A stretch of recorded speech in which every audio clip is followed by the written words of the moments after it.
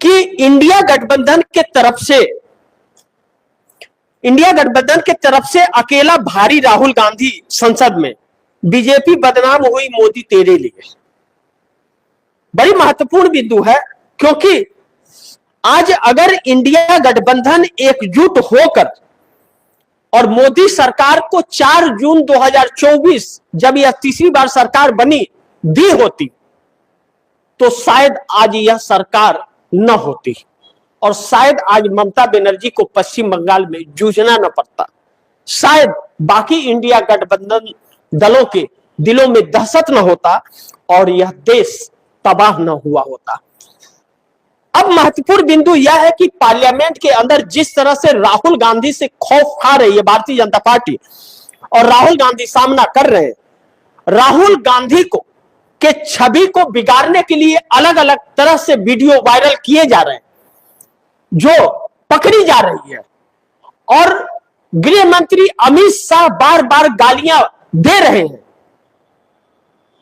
और बड़ी दुर्भाग्य है कि स्पीकर महोदय तमाशबीन बनकर के तमाशा बेवसी से देख रहे हैं,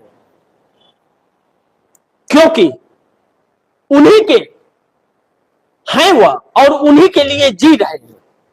काश निष्पक्षता दिखाती तो लोकतंत्र बच जाता, लेकिन उसकी उम्मीद नहीं है। लेकिन अब राहुल गांधी ने जो चुनौती इस सरकार को अकेले दे रखी है, इस सरकार की नींद उड़ी है और डरी और सहमी हुई है उसी एक शख्स से। इससे इंकार नहीं कर सकते।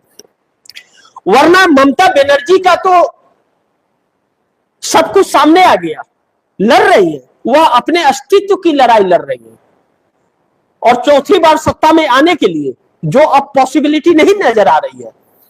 क्योंकि ईमानदारी से अगर चुनाव हुआ तो ममता बनर्जी को कोई रोक नहीं सकता, 200 पार उनकी सीटें आएंगी। लेकिन इस वक्त ईमानदारी पर बेईमानी हावी है। लोकतंत्र का हनन हो रहा है, लोकतंत्र की जड़ें खोदी जा रही हैं, अफसर गुलाम बन गए हैं और संवैधानिक संस्थाओं पर बैठे हुए अधिकारी भी गुलामी कर रहे हैं और नरेंद्र मोदी इस देश को अमेरिका का गुलाम बना रहे हैं। इसलिए ज्यादा उम्मीद नहीं कर सकते। तो इस तरह जो पश्चिम बंगाल के अंदर भारतीय जनता पार्टी ने और चुनाव आयोग ने मिलकर के रणनीति बनाई, जिस भारतीय जनता पार्टी का अस्तित्व तो नहीं है, उसके पास उतने नेता नहीं है जितना वह सीटें हैं। तृणमूल कांग्रेस से ही नेताओं को तोड़कर लाकर डराकर धमका करके उन्हें टिकट देकर के लड़ानी है। इसे वह पार्टी सत्ता में आने की कोशिश इसलिए कर रही है कि वहां लोकसभा की सीटें ज्यादा है, 40 सीटें हैं, ताकि लोकसभा के अंदर वहां सत्ता रहेगी तो 40 की 40 सीटें जीत सकते हैं, जैसे गुजरात के अंदर और जैसे मध्य प्रदेश के अंदर सारी की सारी सीटें जीत करके आते हैं। क्या भारतीय जनता पार्टी की यह छवि है कि 29 की 29 और 26 की 26 सीटें इसे मिल रही है? रात दिन लोग गालियां देते हैं, कोसते हैं ऐसे लोगों को, वह वोट दे रहे हैं, लेकिन निर्विरोध लोग चुन लिए जा रहे हैं। यह इस देश के लिए बहुत दुर्भाग्यपूर्ण है। ऐसी कल्पना कभी किसी ने नहीं की थी। लेकिन वक्त की नजाकत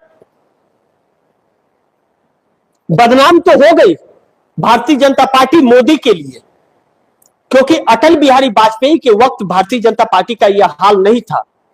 इंडिया गठबंधन एक विकल्प बना, लेकिन उसके अंदर ऐसी राजनीति हुई, ऐसी फूट पड़ी कि हर कोई अपनी तूती बुलवाने के लिए उसे कमजोर किया और उस इंडिया गठबंधन का कोई महत्व नहीं रहा और भारतीय जनता पार्टी फूट डाल करके और सत्ता में बैठी रही। एनडीए गठबंधन के अंदर फूट होने के बावजूद इंडिया की फूट ने मोदी सरकार को बनाए रखा और अब उसी इंडिया गठबंधन के घटक दल जो ममता बनर्जी संयोजक बनना चाहती थी, वह अपनी सत्ता की लड़ाई लड़ रही है और बचाती हुई नजर नहीं आ रही है।